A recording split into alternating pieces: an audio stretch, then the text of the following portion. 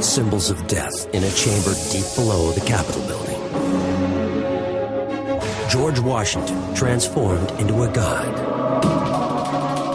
Washington, D.C. landmarks and the seats of U.S. power aligned with the stars. Secret government research into the powers of the mind. Author Dan Brown has created a stir with these and other suggestions in his provocative fictional book set in Washington, D.C. Now, the secrets as we separate fact from fiction and go hunting the lost symbol.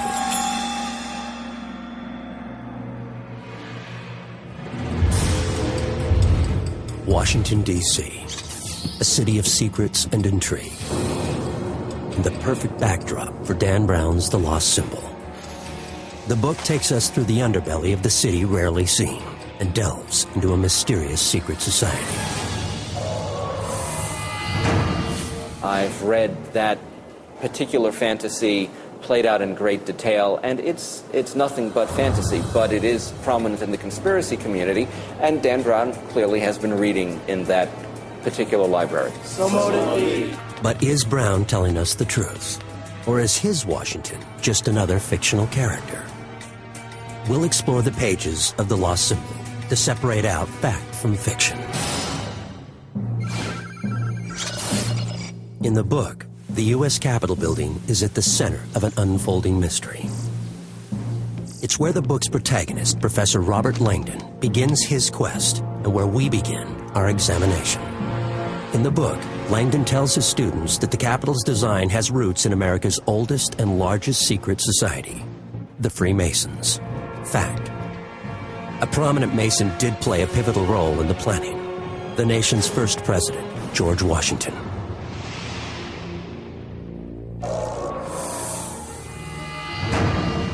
Washington really deserves more credit than I think he gets about the siting and the layout of Washington. He approved the plans. He decided what plans they would use. He decided that the building should be in stone rather than in brick. Another fact mentioned in the book is that the Capitol building's location was chosen by a Frenchman, city designer Major Pierre L'Enfant. That's also true. I suppose the original plan is a hope that someday we would eclipse England in every respect, and that everything would begin there. But frankly, however, Washington, D.C. was mostly tobacco fields. And in fact, British diplomats got tropical pay for serving here. So it was considered a hardship post, I think, initially. And when L'Enfant stood out there trying to imagine what the city was going to look like, he called this hill a pedestal waiting for a monument. And while L'Enfant did not design the Capitol, he set aside the place for it, and Washington agreed that that was the place that the U.S. Capitol should be. In the book, Professor Langdon surprised his students by telling them that President George Washington laid the Capitol building's cornerstone in a traditional Masonic ceremony. Again, the book is correct. On the morning of September 18th, 1793, President Washington led a procession to the site. There, wearing an odd-looking apron, he directed the events of the day. Traditional Masonic items were then presented, like corn and vessels of oil and wine. And with that, the cornerstone of the nation's Capitol building was set. What's not in the book is the fact that today, the cornerstone is missing. The plaque is all that remains. Are the Masonic origins of the building being hidden? Over the last decade or so, various folks who work in the Capitol have taken metal detectors down into the basement trying to find that metal plate that would indicate where the original cornerstone was. But they've never found the plate. And that leads to the best guess, which was that during the construction in 1960, when the whole east front of the Capitol was moved out, that they may have destroyed the original cornerstone, not realizing that that's where it was. So perhaps there's no cover-up. But what about the other secrets Brown mentions in The Lost Symbol? Is there an architect of the Capitol who alone has unrestricted access to secret levels and hidden rooms? Yes. There are about 500 rooms in the Capitol building, and very few people have seen the majority of them. The one person who has access to every room is the architect of the Capitol, because he's in charge of preserving and protecting that building. In the book, the architect of the Capitol makes his way through a series of hidden underground passageways. Is that possible? Because the image of the Capitol has become so fixed in everybody's minds as to what the U.S. Capitol should look like, they couldn't do anything that would change the exterior of the Capitol building. And so the only thing to do was to go underground. It's 4 stories underground. So 4 stories under the spot where George Washington laid the cornerstone. There's office space for the Senate and for the House, and then there's a huge visitor center. The book also describes a series of tunnels connecting the Capitol with surrounding buildings. Do they really exist? And for what purpose? There is a tunnel that links the visitor center to the Jefferson Building, which is the main building of the Library of Congress across the street. But are there other, more secretive tunnels? There are other tunnels that run under the Capitol. Are steam tunnels, water tunnels, the utilities run through, and then walkways to get from building to building, and from the 3 Senate office buildings and from one of the House office buildings, there's a separate subway system that links the Capitol to the office buildings. In the book, Brown's symbologist comes to the Capitol building to give a speech, but instead makes a startling discovery: a severed human hand. Langdon describes how this hand, adorned with a series of symbolic tattoos, resembles the legendary Hand of Mysteries, a type of invitation or key to understanding ancient wisdom. Such an icon does exist.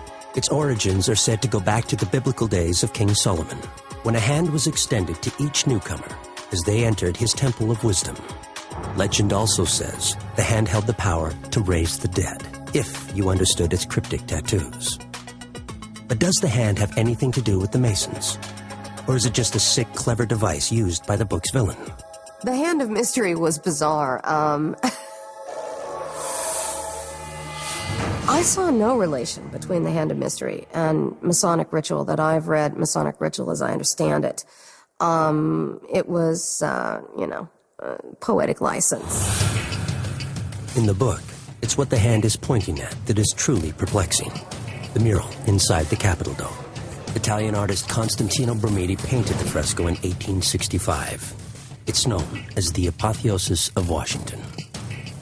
It features a godlike George Washington surrounded by classical figures, with Goddess Freedom to his left and Liberty to his right. Between the 2 goddesses are 13 maidens with 13 stars above them, representing the 13 colonies. Among these goddesses are scientists of that time, including Benjamin Franklin, gaining wisdom from the gods. A U.S. president is transforming into a god. Was that the original intention of the painting? Or does the book offer its own interpretation? Dan Brown himself takes the painting as a symbol of the belief of human potential.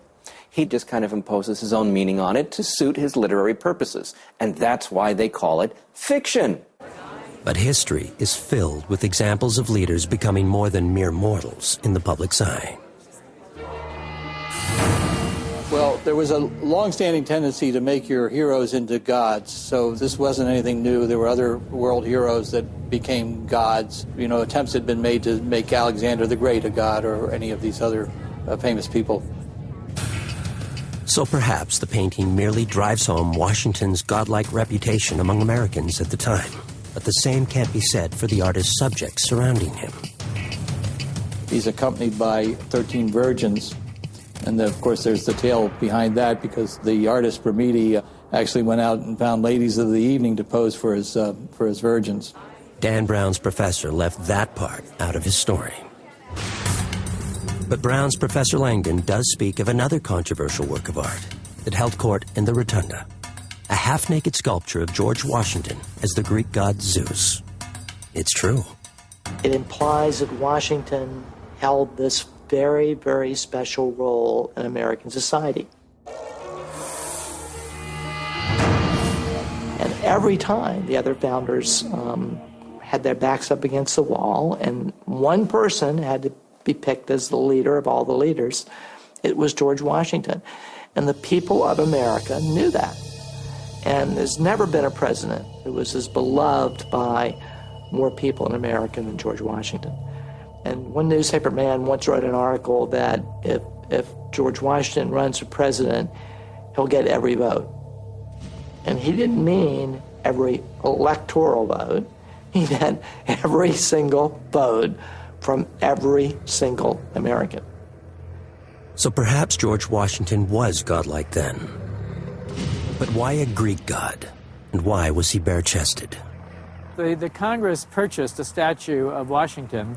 They were a little embarrassed when they unveiled it and found out that Washington was wearing very little other than a small lap robe. The public hated it, and one of the first comments somebody made as soon as it was unveiled was it looked like he was coming out of the bathtub reaching for a towel. When Nathaniel Hawthorne looked on the statue, he said, even Washington's own mother never saw him naked. The statue was moved from the Capitol in 1964 and now resides in the Smithsonian's National Museum of American History.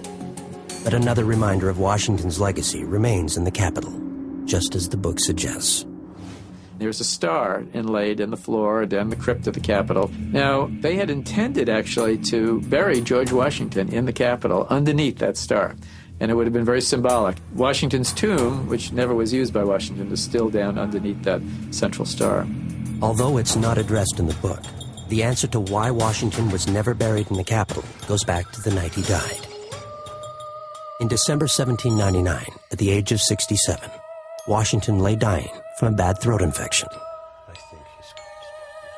Just before his death, weakened by his bloodletting treatment, he had Martha do him one last favor. He had written 2 wills, and so both copies of the wills were brought up to him, and he said, burn this one in front of me. We'll never know what was different about the will that was burned.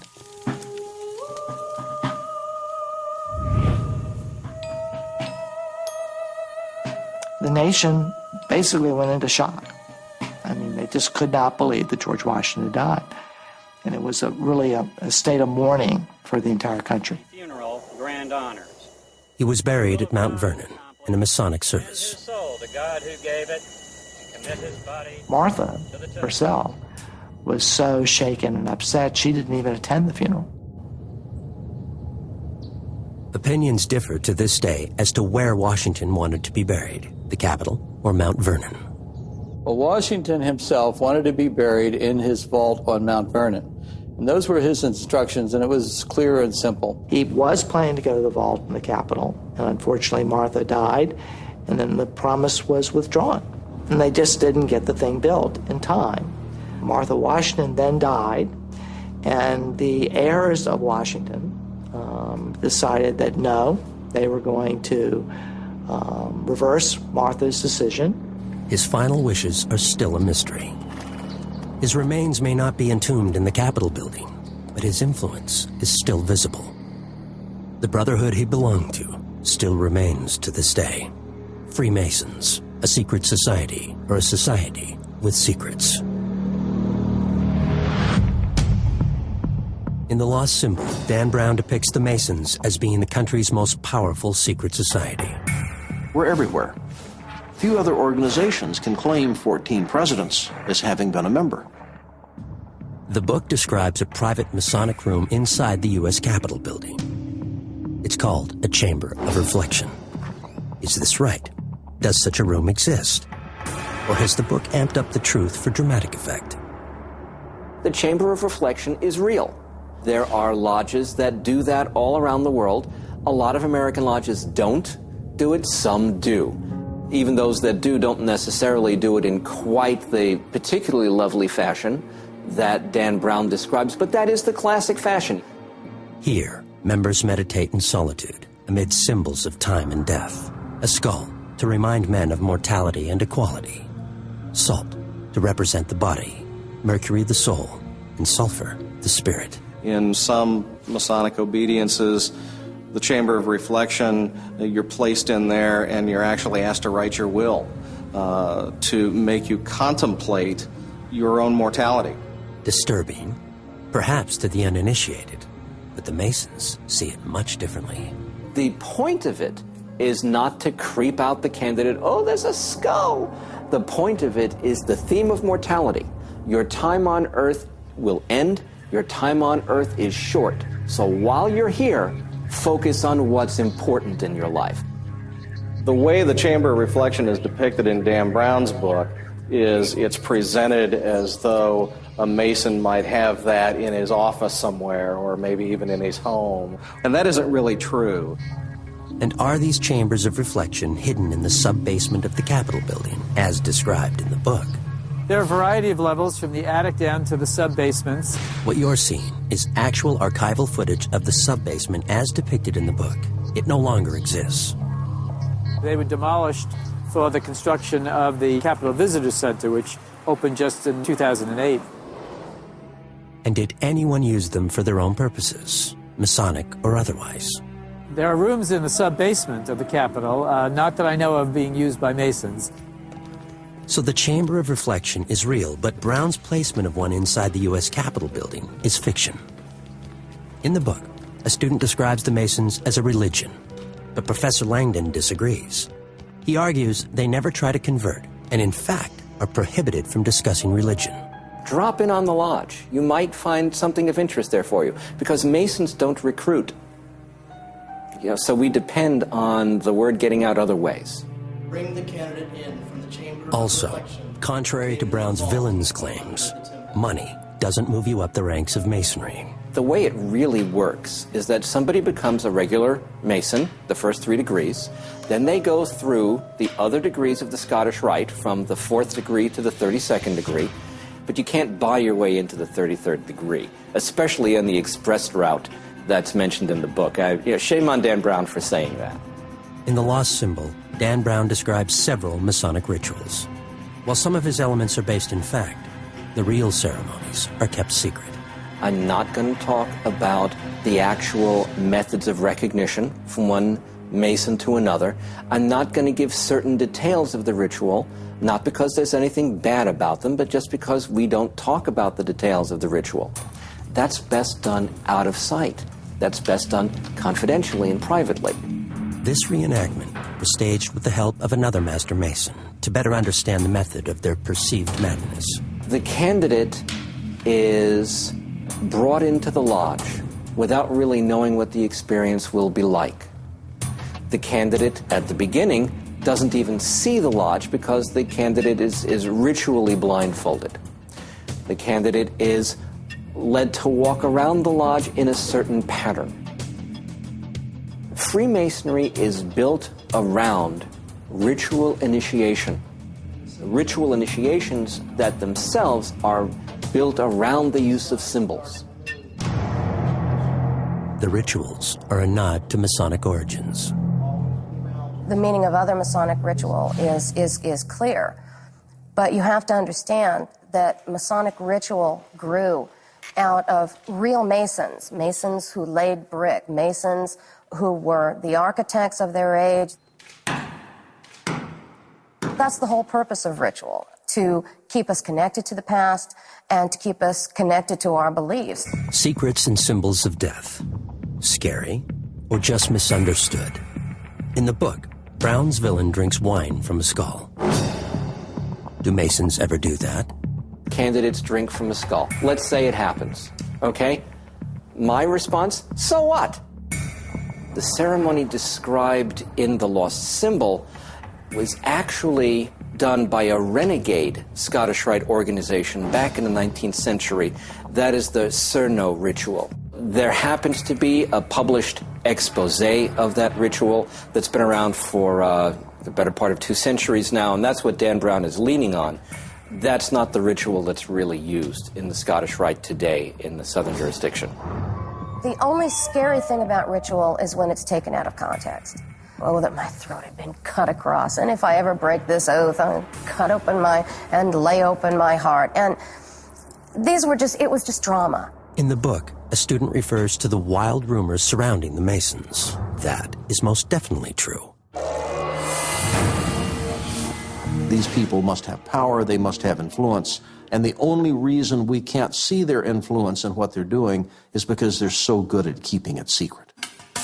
They're accused of being reptilian aliens. They're accused of more things, I think, than any other group. And I think part of the problem is because the ritual is kept secret.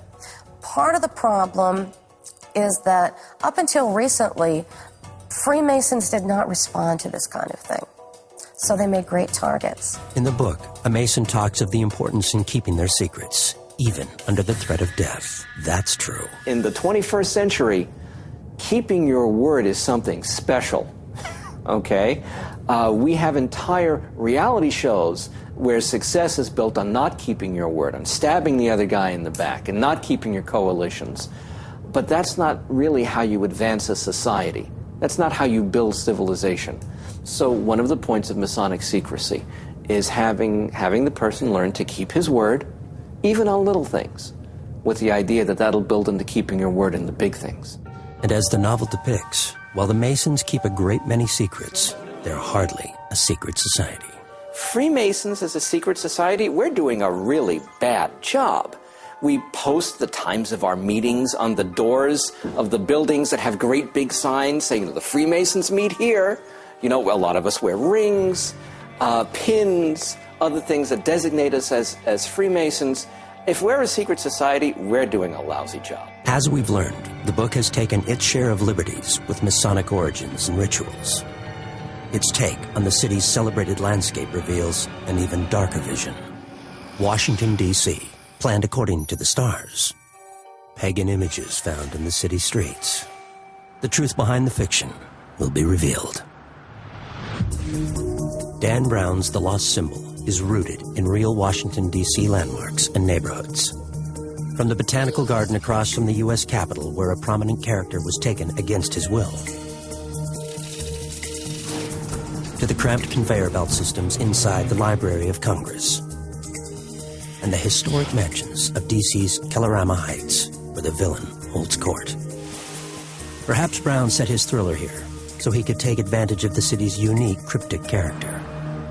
You look at the monument to Washington. It's like Cleopatra's Needle. It's this very much an Egyptian-looking image that appears in the middle of Washington, D.C. The monument is an obelisk, which is an ancient symbol. It certainly goes back to Egyptian times.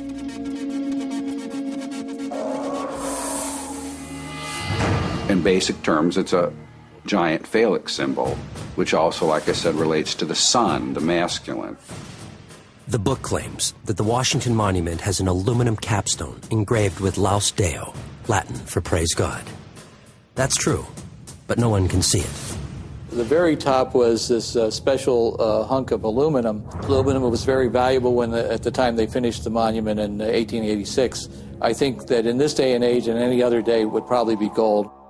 Brown also writes that many of the founding fathers practiced the ancient art of astrology. That's another fact. Benjamin Franklin was an astrologer. Poor Richard's Almanac, if you get copies of it, you could see his various predictions, whether it's weather or about people and that kind of thing. Thomas Jefferson, in his library, originally had books on astrology. The story is right.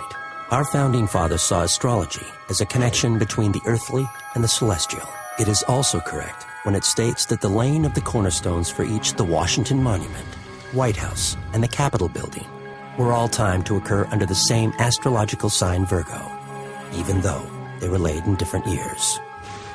In astrology, it's considered to be an auspicious time to begin new undertakings. People ask why Virgo would have anything to do with Washington, D.C. It's a constellation. Well, actually, it has to do with the sacred feminine mythology, war, religion, if you will. It could be described as somewhat pagan, that goes way back to Isis of the Egyptians, Persian goddesses of femininity, sexuality, birthing. What the book doesn't mention is that the sign of Virgo also played a role in our U.S. Constitution. This is further evidence that our founding fathers used astrology for major decisions. Virgo has a great deal of influence in regards to the United States of America. Our Constitution, September 17th, right? You take a look at very important dates, you will find that Virgo was part of it. You line up the stars above with what's on the earth, you're going to have a spiritual harmony, and you're going to be able to accomplish great things. Under the guidance of Master Masons George Washington and Benjamin Franklin, French surveyor Pierre L'Enfant designed the capital city, just as the book states. In the book, Brown depicts our founding fathers creating Washington as a realization of the Enlightenment, a new Atlantis, where reason, science, and freedom would triumph over ignorance and darkness. This is a fact. Though not mentioned in the book, George Washington in particular believed this capital must be as grand as any in the world. Washington felt strongly that it needed to be a monumental city. It needed to be a city that people would respect, like European capitals. And even though the United States was a young country and struggling, that he was looking down the road to the future. Washington designed the city to reflect the glory of Athens and Rome here in this new world. We're here on the banks of the Potomac River in Alexandria, Virginia, where the cornerstone of the city of Washington was laid in April 1791 by Masons George Washington and others, who came here to designate this as the bottom of what was then a quadrangle that was tipped on its side like this, and this is the southernmost point. The novel depicts the city's planner, Pierre L'Enfant, as having laid out the streets in a pattern to suggest Masonic symbols.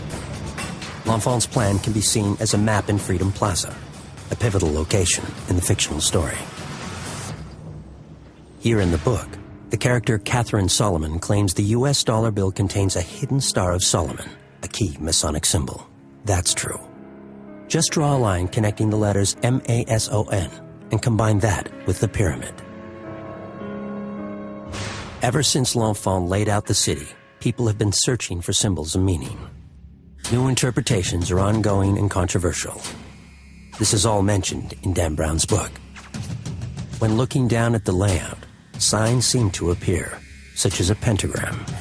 Some of the alleged symbols, including the six-pointed seal of Solomon, have been identified, and the cross of the Knights Templar. But many people, including some of the young students in the lost symbol, see a darker agenda. There's a great theory that the layout of the streets, the Capitol, etc., when looked at from above, let's say, form certain satanic symbols, like an inverted pentagram. Some would argue it gets into paganism. Some would go so far as to accuse this as being even Satanist. The whole idea that there are satanic symbols built into the streets of Washington, D.C. at the behest of the Masons is utter nonsense. Freemasonry doesn't practice magic in any sense. Freemasonry was created by men who were trying to destroy this concept of magic. The book also depicts conspiracy theorists who see sinister imagery on the Great Seal of the United States.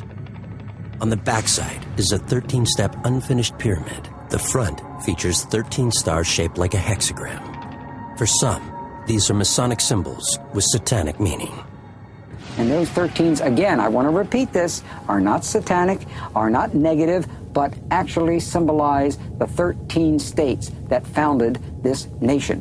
Founding fathers wanted to give us symbols that told us this nation is going to last. But that pyramid was strength and duration, something that lasted forever. Another so-called suspicious symbol is the all-seeing eye, located above the pyramid. It's featured as a sinister icon in the villain's attempt to expose the secrets of the fraternity. To the Masons, however, this represents the eye of God, a reminder that he is always watching their thoughts and deeds. There's nothing satanic, there's nothing necessarily what you would call European pagan about the all-seeing eye. It's been a universal archetype symbol for the sun or the sun and the moon for centuries. It was really a positive statement, and that eye in a triangle basically said, we are founding this under the protection of God. Now, that's one heck of a statement. Conspiracy theorists dispute these ideas about the Great Seal. The truth is, Masons are not behind the eye or the pyramid on the Great Seal. Out of the 3 congressional committees and the 14 people that were involved in the design of the Great Seal, only one of them was a Freemason, and that was Benjamin Franklin. And they hated his ideas. They told him his ideas were stupid. As Brown's Harvard symbologist correctly notes, these images are universal symbols found in many cultures and are not part of Masonry. There's nothing demonic about their symbols, their temples, that they just want freedom. They want separation of church and state. They want freedom to worship in any way you want. The book has taken some liberties with Masonic symbols and rituals, but it goes even further with its take on a controversial new science. In Dan Brown's novel, The Lost Symbol, scientist Catherine Solomon has a state-of-the-art lab here at the Smithsonian Museum Support Center in Silver Hill, Maryland. The 500,000 square foot facility stores millions of specimens and artifacts, but there is no Department of Noetics here. That part of the book and Brown's scientist are both fiction. But an actual facility is located across the country in the hills of Northern California. Inside the Institute of Noetic Sciences, researchers conduct studies into the possibilities of the human mind. And the real-world equivalent of Brown's fictional character is Marilyn Schlitz. Throughout history and in every culture, people have reported capacities to use their mind or their consciousness to influence the physical world. What we've done is to create an experimental paradigm that allows us to study those kind of claims in a laboratory setting under well-controlled scientific conditions. Even though Dan Brown never visited the Institute, his fictional character performs similar experiments.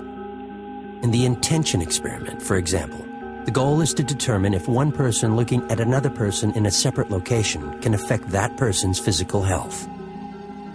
The subject is hooked up to an EEG machine in a special lead-lined isolation room.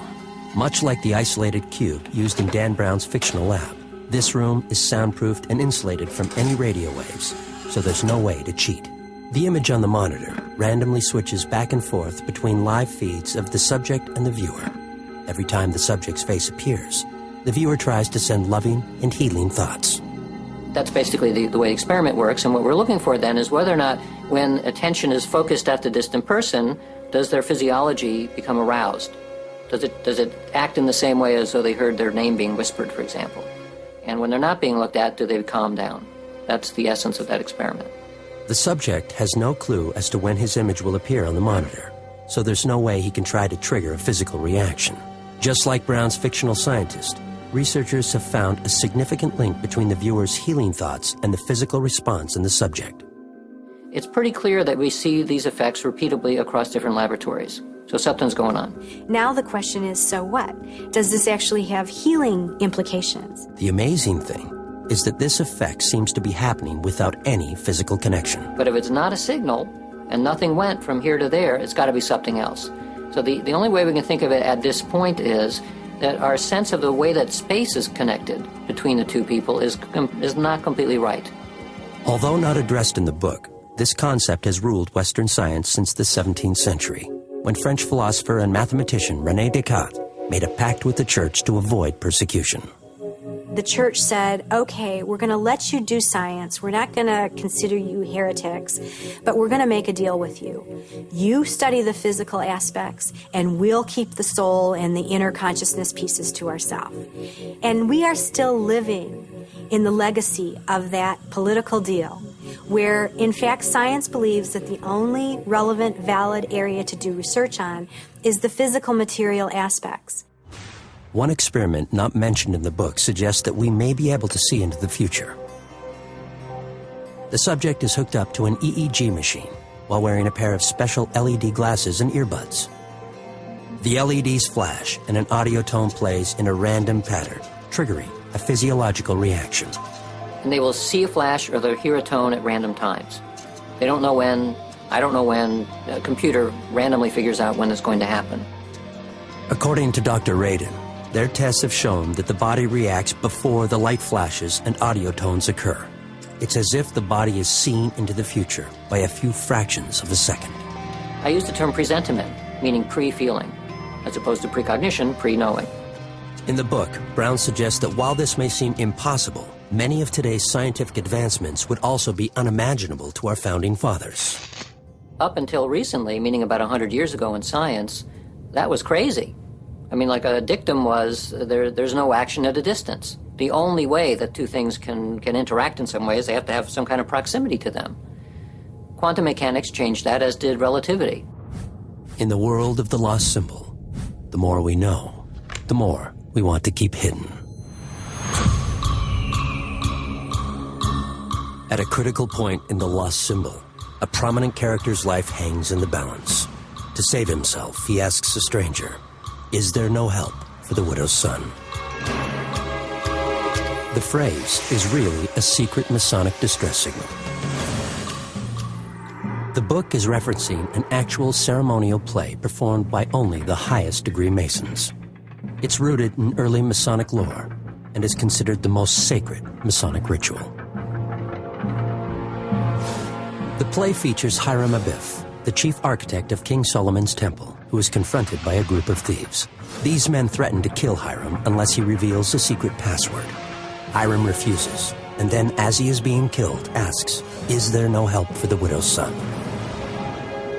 Today, Hiram's courage and fidelity in keeping his word not to reveal the secret is a central tenet to every Mason. Another group whose very existence depends upon codes and ciphers is the Central Intelligence Agency.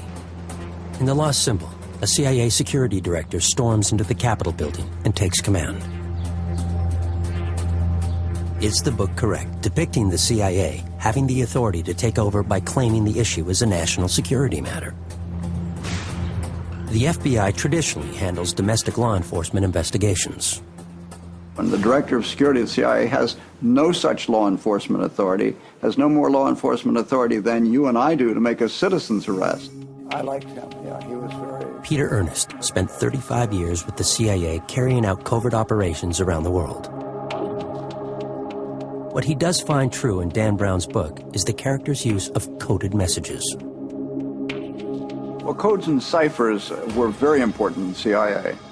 All of our cable traffic to and from headquarters in the field was all encoded. When we recruited agents and ran them and we couldn't meet with them personally, we had to use what is called impersonal communication. All of that was written out and then put into code to go to the agent. Real-life agents and case officers also communicated using secure telephones. These are phones in which the conversation would be encrypted. And of course, that would be an automated form of encryption. You wouldn't be there sitting out, writing out code. Another mystery featured in Dan Brown's book is Kryptos. The book claims this artwork exists on CIA grounds and that it is yet to be fully deciphered by an army of code breakers. Does such a thing exist? And who could have stumped the spy masters? Kryptos, which is a Greek word meaning hidden, was the brainchild of artist James Sanborn. In a rare television interview, Sanborn discusses his very real creation. It seemed to me the best way to design an artwork for like a spy agency that would slowly unravel itself and maintain a level of interest. In 1991, Sanborn unveiled Kryptos before a skeptical audience of spy masters. What they saw was a large sculpture featuring an S-shaped copper scroll emerging from what appears to be a computer printer. Covering the scroll was a complex encrypted text comprising nearly 1,800 figures divided into 4 sections. I had studied archaeology for years and was fascinated by things hidden underground, and were laborious to uncover, but were fascinating when they were found. And so that whole process was the way I wanted Kryptos, a sculpture, to unfold. Kryptos contains a riddle within a riddle, which will be solvable only after the 4 encrypted passages have been decrypted. So far, only 3 have been answered correctly. I assumed that those first segments would be cracked in a matter of days, at the most weeks. In fact, it took 9 years. When I was at the agency, I was talking to other contractors, and he said, well, do you know that they come through here with neutron ground-penetrating radar after everything is done, and this heavy-duty radioactive equipment to try to look in the ground all around these areas? Whether the clue refers to something buried in the ground, nobody really knows, and Sanborn isn't saying anything. The lost symbol depicts both an address and a puzzle referred to as Franklin Square. There is indeed a Franklin Square in Washington, D.C., and a puzzle does exist, created by Benjamin Franklin, also referred to as a magic square. In this ancestor to Sudoku puzzles, the numbers in the diagonal, horizontal, and vertical rows add up to the same number. But codes and ciphers have functions other than just tools for espionage. Secret handshakes identify strangers as friends. Combination locks protect valuables from thieves. And as the book describes, codes and ciphers are also set to guard the secret knowledge of mystics. In fact, the rumored original working title of The Lost Symbol referenced an ancient cryptic text known as the Key of Solomon. The Key of Solomon is the name of a medieval manual, and these are keys in the sense that they're handbooks to ritual magic. Over the years, many people claim to have deciphered the codes and mastered Solomon's black magic secrets. In the book, Dan Brown's villain is inspired by Aleister Crowley, a man who claimed to have deciphered the secrets of the Key of Solomon. Such a man really did exist. Aleister Crowley, one of the most famous figures in ritual magic in the 20th century, is quite accurately depicted. The purpose for that is basically to gain power. It's his desire and his objective to become a dark god over demons. That's what he wants to do with the power that he hopes to get through his ritual observance. In the late 1800s, Crowley gained notoriety by using Solomon-influenced amulets and talismans in sex and drug-fueled occult rituals. Crowley also traveled the world lecturing and writing books detailing his mystical and astrological secrets. Church officials considered Crowley a heretic and labeled him the wickedest man in the world.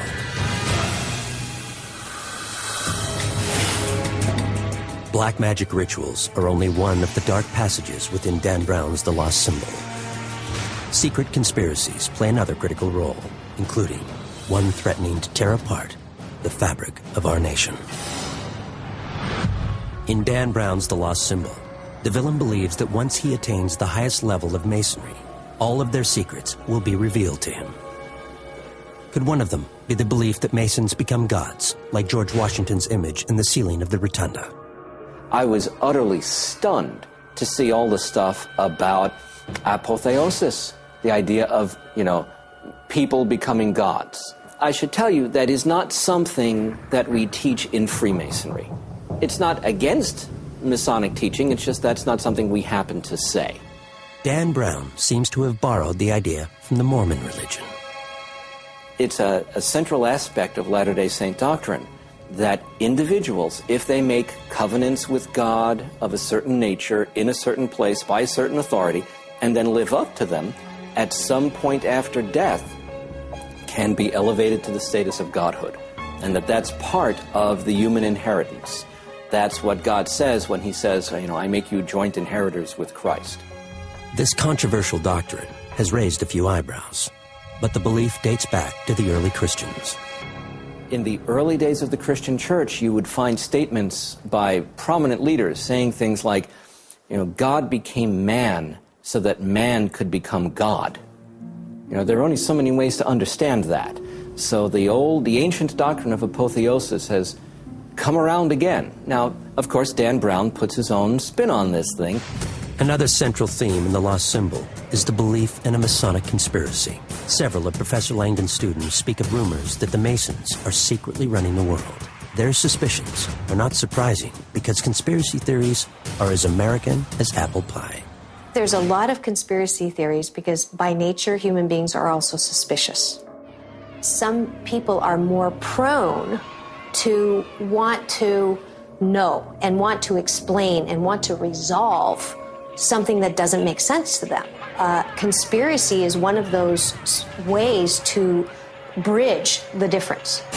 Some conspiracy theories have become so widespread that people don't know what to believe. And at this point, anyone who believes that Oswald acted alone is considered the nutcase, not the conspiracist. The conspiracists are considered to have the real story.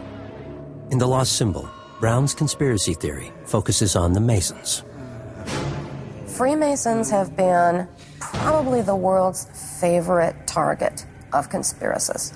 I don't think there's a group that you could name that has endured more slings and arrows from, if you Google Freemasons and start plowing through the sites, they have been accused of being behind the Holocaust. They have been accused of being a force for Jewish conspiracy and a force for money conspiracy, that the Freemasons and the Jews run the banks and therefore run the world.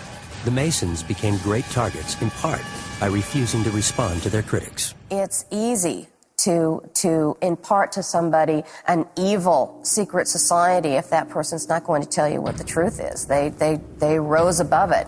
But it just played into these people's hands. And I think it goes back to our need to know. If something is kept secret from us, and then we combine that with our inclination to see negative before positive, then we are going to develop a negative story about something we don't understand. And you hear something negative about someone who's a Freemason, boom, we're gone. We're off to the races, and a Freemason is the devil incarnate.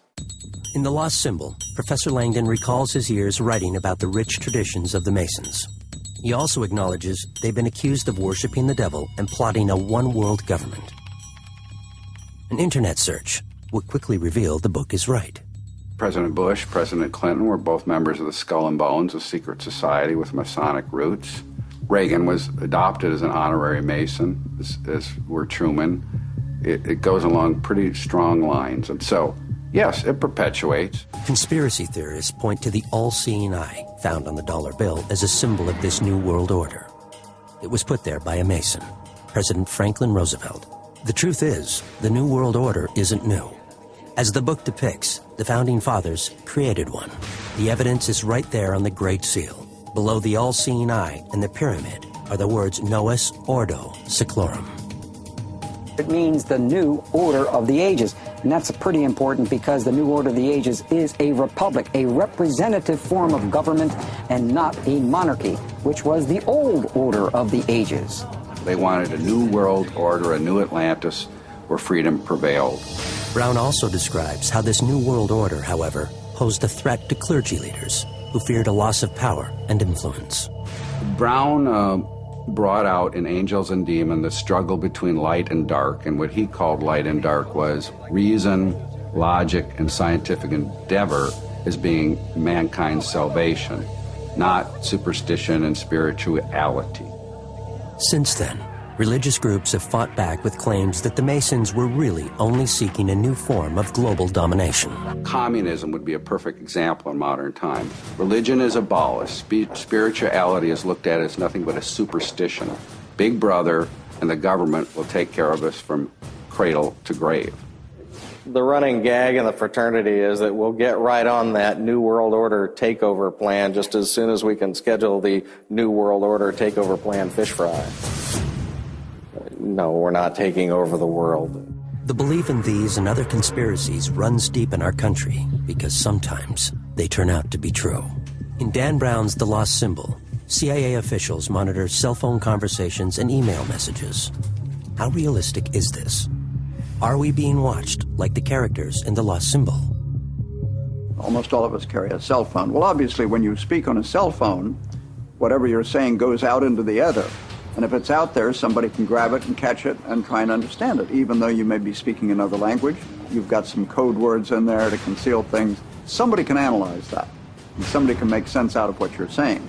And this is true for any kind of communication. Once it goes into the ether and it can be captured by somebody, it can probably be understood.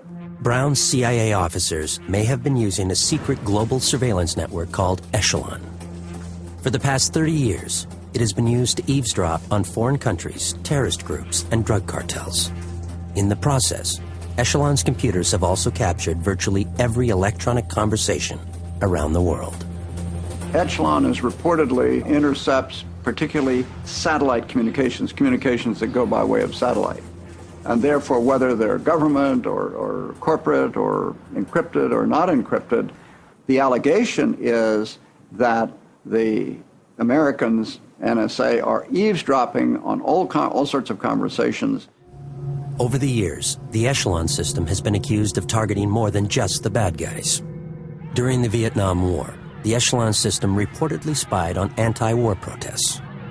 In the 1990s, several European governments claimed Echelon was being used for economic espionage.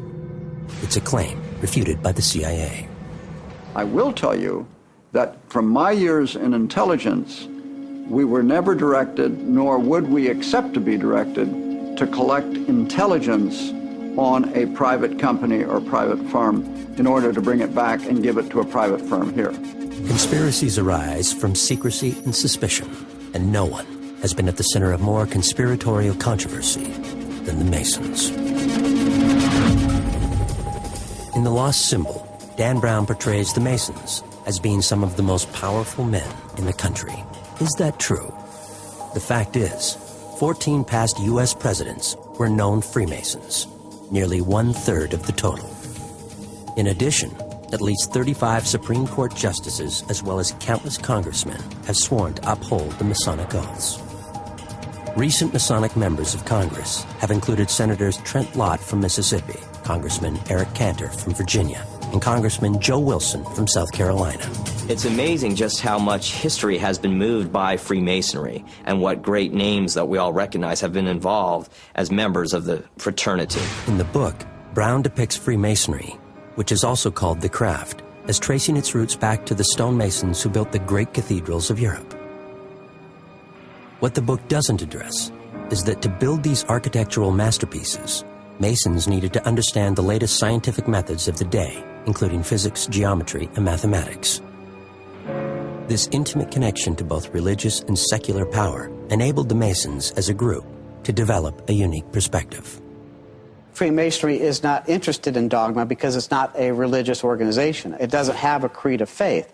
It's the means for people who do have dogmas and who do have creeds of faith to meet as human beings, as brothers. The group adopted as symbols the tools and terminology of their trade. Its universal sign includes a square and a compass. Members are described as apprentices or master masons. Meetings are held in a lodge, a word derived from the temporary buildings stonemasons set up at their construction sites. The book's professor is led to the George Washington Masonic Memorial. Does such a place exist? Yes. It's a 333-foot tall building in Alexandria, Virginia. It was built in the 1920s to honor George Washington, who was the master mason at the local lodge. In the book, Professor Langdon likens the Masons to a modern corporation, and that they both keep their methods and rituals secret. The Masons are not a secret society. They're a society with secrets. If everybody knew the secret handshakes or the secret words, then everybody would be taken advantage of the fraternity, and that's plagued the fraternity for well over 200 years. In The Lost Symbol, Brown depicts Freemasonry as popular with many of our founding fathers. Brown is correct. These men and their ancestors had come from Europe, where society was torn apart by religious warfare. They were determined not to make the same mistake in this new country. For many of the founding fathers, Masonry was an important part of their lives. I think an extension of Enlightenment ideas. It's the age of reason. It's essentially trying to, move society, out of the old ways and put it on what they thought, was a better path for the future. Today, we consider freedom of speech a cornerstone of our Constitution. But in the 18th century, talking this way could have gotten you killed. This forced the Masons to meet secretly in taverns and basements. Freemasons are talking about democracy or liberty or self-determination or free speech. Well, that could be perceived as a threat to an aristocracy, to a king, to an emperor, to a church that has power. The book depicts our forefathers wanting to establish a new country on the principles of scientific advancement, not religious dogma. That is also true. But were most of these men deists, as the novel describes? The religious beliefs of the founding fathers was generally deistic. They believed there was a God, but they didn't necessarily support any one particular religion. This is why, as the novel depicts, their intent eventually took shape as one of our basic American principles, the separation of church and state. What is also mentioned in the book is that the Masons' quest to build a new enlightened society was no simple task. Other groups, such as the Knights Templar and the Rosicrucians, had similar ideas, but they were crushed by the powerful church groups. The book also describes how for centuries in Europe, powerfully connected church leaders claimed to speak for God and demanded allegiance to their beliefs and tenets. Advanced scientific thinkers such as Isaac Newton and Leonardo da Vinci were forced to conceal much of their work or be labeled as heretics. That's true. Anyone who discuss various theories in the sciences as to what was going on outside of our planet, more than lost their lives. Some of them were burned at the stake. The novel is also right when it describes the Masons rejecting religious dogma. All one had to do was believe in a higher power, not in any specific god. Freemasonry's purpose is to encourage a man in his faith, but not encourage that man to impose his faith on others. What they're basically saying here, and this is what the fundamentalists hate, that they're all different roads to the same thing. That threat became a reality with the signing of the Declaration of Independence in 1776. But by declaring their independence, these men risked everything for a new concept called freedom. This time, the dream became a reality, and in 1787, many of the basic Masonic tenets became integral parts of the United States Constitution. Brown writes that half the signers of the Constitution were Masons. Masonic estimates, however, put that number closer to 1/3. The lost symbol connects the Masons' role in the founding of the American dream. But what we don't learn is that this Masonic influence has had a profound effect beyond politics. Baseball owner Branch Rickey signed the first African-American Major League Baseball player, Jackie Robinson. Literary icon Mark Twain introduced us to Tom Sawyer and Huckleberry Finn. And John Glenn became the first American to orbit the Earth. Unfortunately, the Masons have also had their share of black sheep, including the traitor Benedict Arnold, controversial FBI director J. Edgar Hoover, and even the ruthless communist dictator Joseph Stalin was rumored to be a Mason. Their connection to the halls of power caused many to wonder if the Masons really do have sinister secrets. The fact Masons sought a higher calling and belief system did nothing to stop their enemies. The battle between light and dark was about to begin.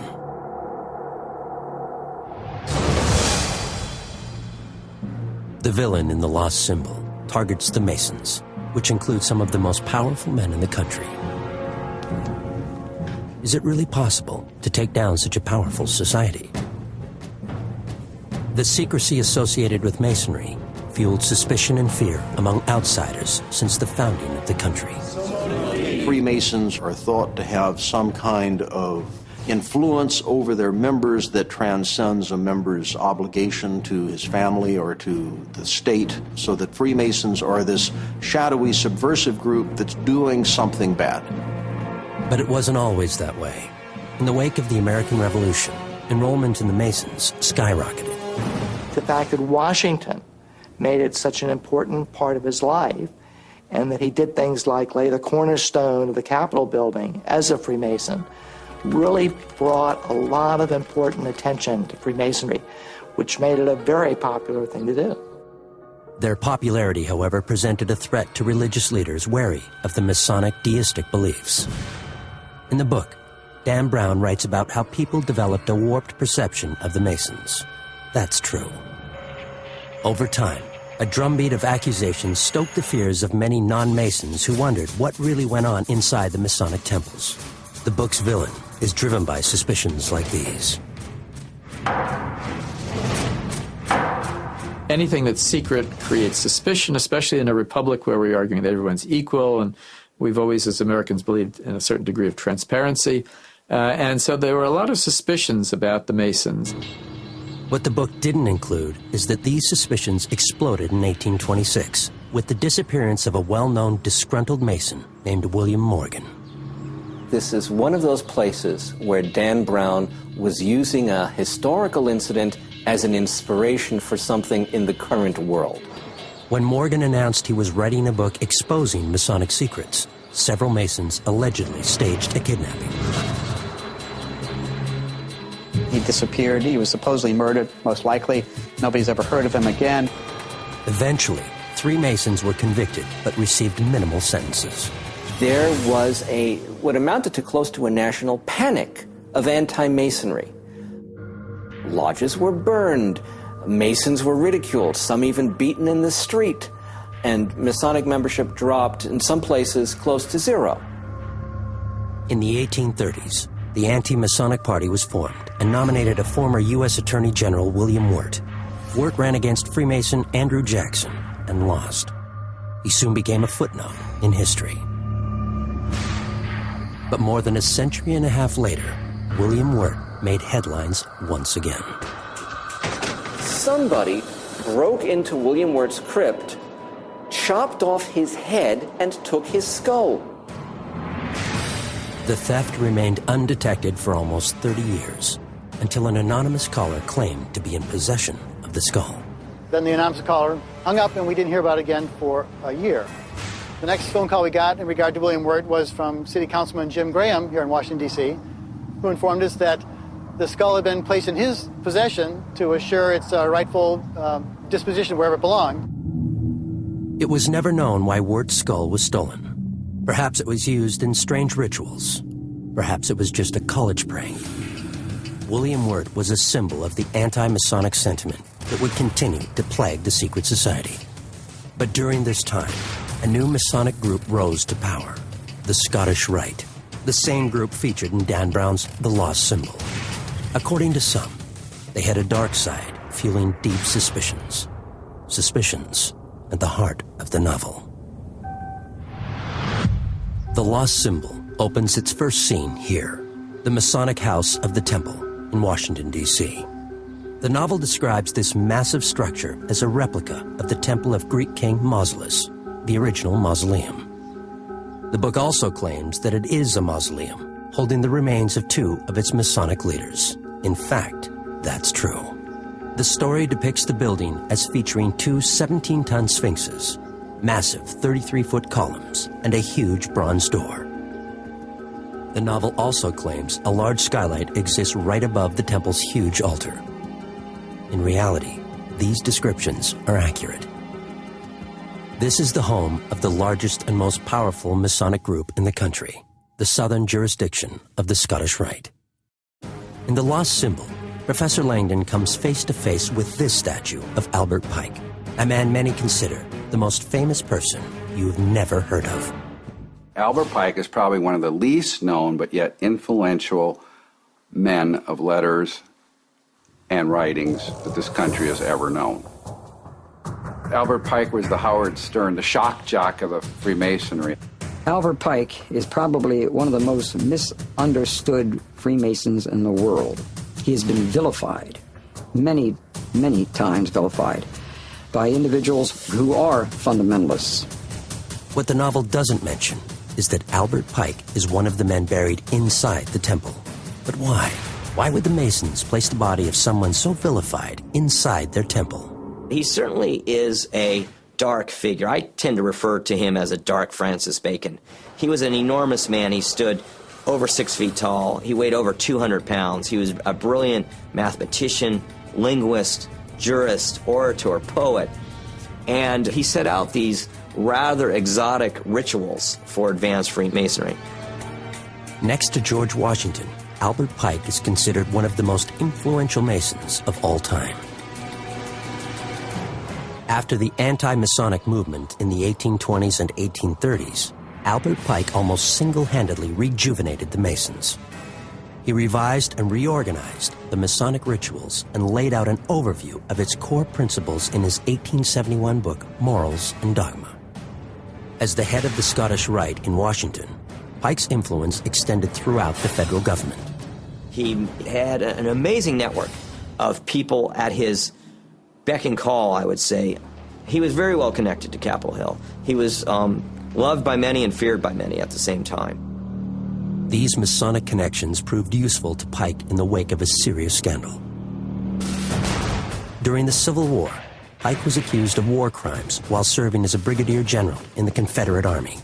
But after the war, he was forgiven.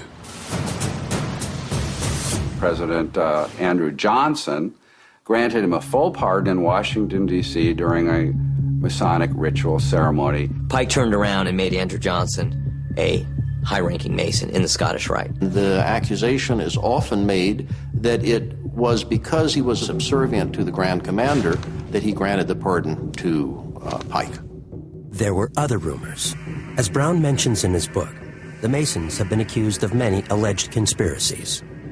One involved Pike acting as a leader of an underground Southern secessionist group known as the Knights of the Golden Circle. The idea of it was to oppose United States power and influence in North America by any means necessary. By overthrowing the government in 1860, by breaking up the country in the Civil War. After the Civil War, other rumors linked Pike to an even more controversial group, the KKK. These individuals basically, in my opinion, were the greatest fabricators I've ever read, and I get very disturbed thinking about them because they made claims like Pike was a member, a founding member, created the KKK. BS. Attacks on Pike continued even after his death. Author Dan Brown touches upon this when one of his characters describes the Masons as devil worshippers.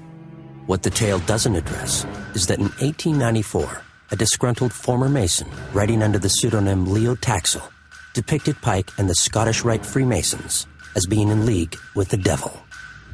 He found a young lady that said that she was like the harlot, the medium that the Masonic lodges were using in their diabolical sex orgies and black magic and black masses behind their closed doors. The Vatican bought into it and paid for it to be preached from the pulpit and in all the churches. Taxel went so far as to claim Albert Pike believed that Lucifer is God. This was based on a quote from Pike's book Morals and Dogma, where Pike refers to Lucifer. Anti-Mason groups immediately seized on this as proof that Albert Pike was a Satanist. They basically said that when he mentioned Lucifer, he was a devil worshiper. He was a satanic devil worshiper, the biggest of them all. There were decrees written by the Pope at the time that specifically said he was a dangerous man. Masons, however, claimed that Pike was using the name Lucifer in its original Latin, meaning the bearer of light. He was not referring to Satan. He was referring to a star. He was referring to the star of Venus. This is not devil worship or Satan worship. What they mean by this was the light, the enlightenment through logic, reason, and science. Leo Taxel eventually recanted, saying he made up everything, but the damage had been done. To this day, televangelists like Pat Robertson love to pull Pike out of their little bag of tools to show that Freemasonry is part of a world conspiracy and they really worship the devil. Just as Pike was accused of controlling the Masons, the U.S. government has been suspected of being involved in mind control. In The Lost Symbol, Brown's fictional scientist discusses how military researchers have long explored ways to harness the powers of the mind. She mentions government programs involving ESP and remote viewing, a kind of telepathic mind travel. This is based on an actual military experiment in which a volunteer is asked to describe a location inside the Soviet Union. He is given only the geographical coordinates, but he produced a drawing that has some amazing similarities to the actual place, halfway around the world. It was all part of a secret military operation to use psychics to spy on the Soviets. This kind of research is still going on, and it plays a major role in The Lost Symbol. One of the book's principal characters is a scientist doing research into noetics. As the novel depicts, noetics relates to experiences that many of us have every day. That nagging feeling you get that something is not right, what we call intuition. That psychic connection that mothers seem to feel with their children. The power of prayer that seems to help a person heal. These all fall under the realm of noetic science. And the truth about noetic science is as strange as any fiction found in The Lost Symbol. Serious scientific study of so-called psychic phenomena began in the 1930s, when American parapsychologist J.B. Rhine began experimenting with ESP in a laboratory setting. Rhine had his test subjects try to predict which of 5 ESP cards would come up when pulled from a shuffled deck. Each deck had 25 cards, so anything better than 1 in 5 could be evidence of some ESP ability. Rhine reported some significant test results, but traditional psychologists and scientists dismissed his work, saying his methods were flawed. Rhine and other parapsychologists continued to work in relative obscurity until the Cold War. In 1971, 2 British writers revealed that scientists in the Soviet Union had been investigating using ESP as a weapon. As one of Brown's characters mentions, those in power always seek more power. One area they were particularly interested in was remote viewing, the ability to see a distant or unseen target using ESP.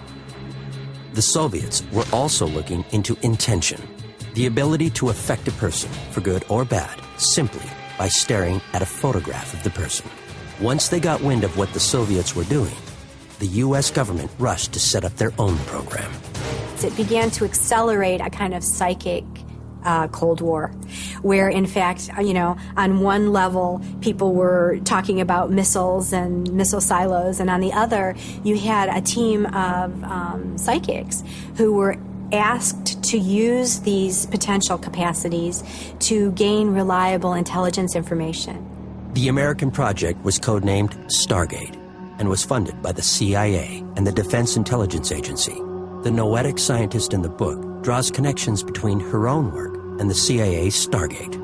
Both the Soviets and the Americans were very interested in both the notion of mind over matter, the idea that consciousness can somehow influence matter. The program lasted for over 20 years. At its peak, the Stargate project had as many as 14 labs researching remote viewing and got some results that seemed to indicate that remote viewing wasn't a myth. And we know that there were cases where these remote viewers were able to make very accurate drawings of classified military sites on the other side of the planet. Despite these promising results, some politicians and military brass objected to taxpayer money funding this kind of research. In 1995, the CIA terminated the $20 million project, but the military continued to use psychics to gather intelligence. During Desert Storm, remote viewers were brought on to help locate hidden Scud missiles, as well as stores of chemical and biological weapons. Today, the government claims it is no longer involved with psychic research. But the study of psychic phenomena continues at research facilities such as the Institute of Noetic Sciences. The Institute was the brainchild of astronaut and Freemason Edgar Mitchell, who went to the moon with Apollo 14 in 1971. While in space, Mitchell conducted some unofficial ESP experiments with some friends on Earth. On his return home, he had a life-changing experience. Edgar basically had an epiphany coming back from the moon. He looked at planet Earth and recognizing that a lot of the conflict was a construction of our consciousness and our worldview. He had a profound sense of unity, like the molecules in his body were connecting him to the solar system, that we were all part of a kind of entangled whole.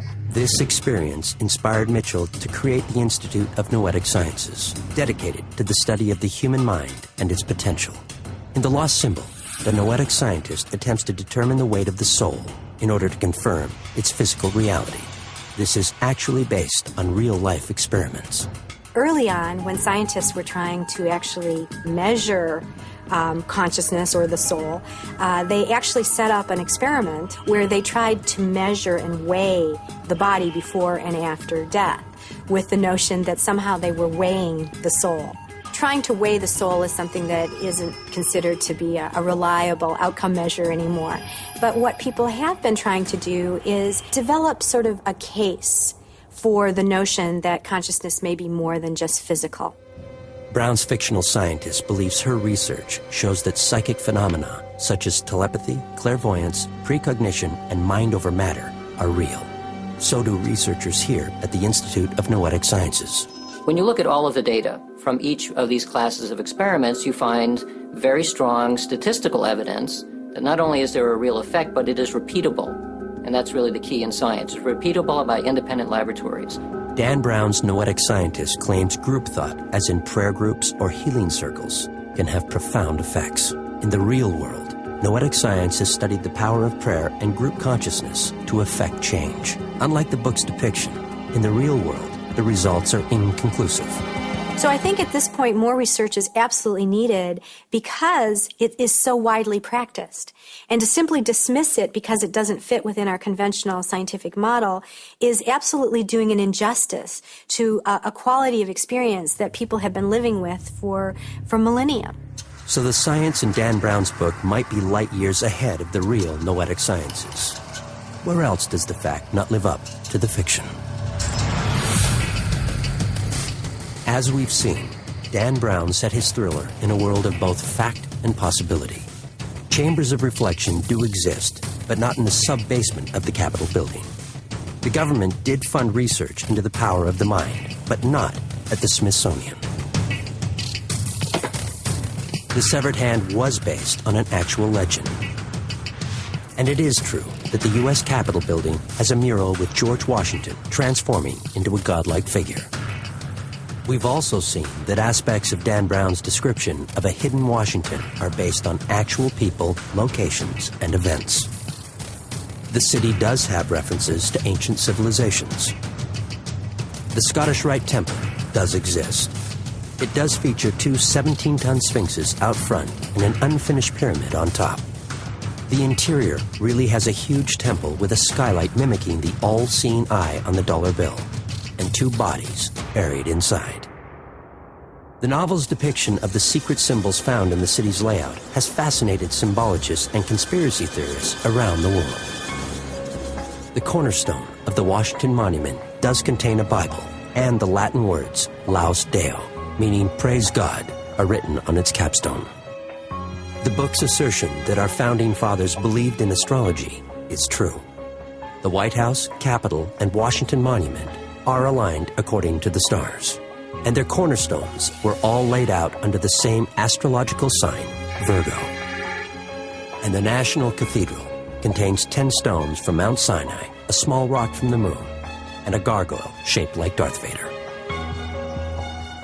We've also learned that the Masons are a real organization, and that their secretive nature has generated controversy. But it's also true the book obscured many of their rituals and symbols. One example is its use of the double-headed phoenix on the cover. The real Masonic symbol is a double-headed eagle. With your right hand, placing it above. Another Masonic secret alluded to but not portrayed in the book is the chain of union. This ritual symbolizes the union of mind, spirit, and body across the universe. The transformation from the one to the all. So mote it be. This ceremony uses the power of group consciousness to create change. When you have a number of people focused on a specific ritual, a ritual that they've seen performed maybe hundreds of times before, one would expect from a noetic science perspective, you are going to see some kind of change effected. And that really is the big religious subtext of this book, the idea that apotheosis is possible. Why does Dan Brown so captivate his readers with stories featuring codes and ciphers? Maybe it's because throughout history, world events have changed because of secret messages. Secrets that were kept and secrets that were not. A clue in the book involved a unique puzzle created by Benjamin Franklin, one of the most innovative of the founding fathers and a Freemason. Benjamin Franklin was one of a kind.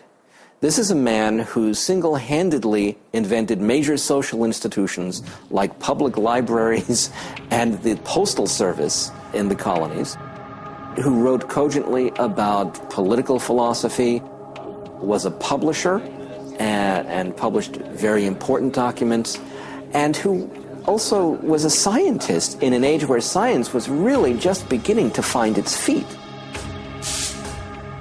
I suppose I shouldn't be surprised that he should also engage recreational mathematics, like with the matter of the 8-order Franklin square. Creating magic squares is not easy, and yet he made a little cottage industry out of it, and you'll find the 8-order Franklin square, I believe, in one of his almanacs. So we're talking about someone who is a multifaceted genius and a statesman. While it's not mentioned in the book, George Washington was almost ruined by a secret plot. During the war, American General Benedict Arnold almost single-handedly lost the war by working with British agents. His scheme was exposed only when American forces captured a British officer carrying a note encrypted with code and invisible ink. In the book, Dan Brown writes of the legend of the Masonic Pyramid and its role in protecting ancient mysteries. Brown says in The Lost Symbol that the Masons are the last custodians of the ancient mysteries, and that's partially true. The traditions of Freemasonry come from lots and lots of different sources. These sources include the influential writings of great thinkers such as Isaac Newton and Francis Bacon, as well as the holy books, including the Bible, the Quran, and Bhagavad Gita. This is something where Dan Brown is historically quite accurate. There were a number of mystery religions in Greece, in Rome, in Egypt. Now, what is it the mystery religions taught? Not to be a joker here, but it's a mystery. In The Lost Symbol, Brown writes of the Bible's immense power to transform for the better, but also warns against the literal interpretation of its cryptic prose. Our founding fathers insisted on a separation of church and state. It is also why the Masons go to such lengths to remove any religious dogma from their rituals and beliefs. The novel relates that Thomas Jefferson went so far as to edit the Bible to eliminate any interpretation. And that is an accurate portrayal. It took him 16 years. What he did was he took a Bible and he cut out line after line of anything that Jesus said. And he said, that's what I want to focus on, what Jesus said, not all these interpreters. Where The Lost Symbol is wrong, however, is that Jefferson's Bible was given to every incoming member of Congress during the first half of the 19th century. That happened in the 20th century. An important theme in The Lost Symbol is the idea of transformation. Brown's evil villain used tattoos as a declaration of power. In the Chamber of Reflection, an hourglass symbolized the transformative effects of time. And a noetic scientist discussed the mind's ability to transform cancer cells into healthy ones. In Dan Brown's The Lost Symbol, they talk about transformation in two ways. One is a kind of fanaticism that is very exclusive. They ultimately lead to a negative consequence. You can think about Nazi Germany as being a transformational movement. On the other hand, we can look at the spiritual and wisdom traditions of the world and see that these kinds of transformations can lead to a flowering of our human potential. As The Lost Symbol illuminates, our founding fathers understood that link to the past. Together, they brought forth a nation, a new Rome, that built on these beliefs. There's one thing that binds all Freemasons together. They are searching for light. They are searching for wisdom, for truth. They are attempting to make themselves better people in that search for light. As we have seen, the novel uses some real facts in creating a great work of fiction.